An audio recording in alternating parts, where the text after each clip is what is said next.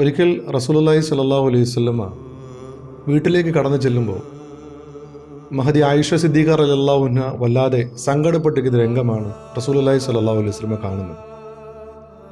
ആയിഷ ബീവിയുടെ മുഖമൊന്ന് വാടിയാൽ പ്രവാചകൻ സ്വല്ലല്ലാഹു അലൈഹി വസല്ലമയുടെ കരൾ പിടയും.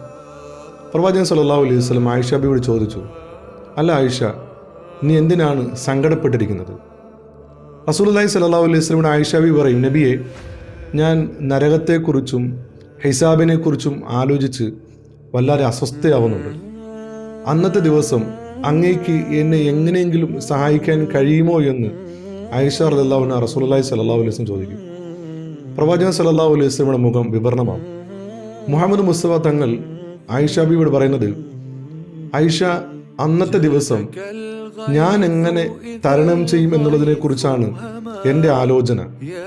എൻ്റെ ഹിസാബ് അള്ളാഹു എങ്ങനെയായിരിക്കും പരിഗണിക്കുക എന്നുള്ളതിനെ കുറിച്ചാണ് എൻ്റെ വേവലാതി.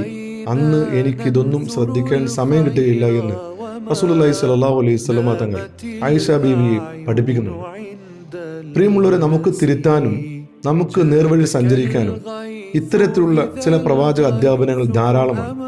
ഹിസാബ് എന്നുള്ള ആ വലിയ റബ്ബിന്റെ വിചാരണയെക്കുറിച്ചുള്ള ബോധം, ചിന്ത മാത്രം മതി നമ്മുടെ ജീവിതത്തിൽ മാറ്റിത്തിരുത്തലുകൾക്ക് വിധേയമാകാൻ.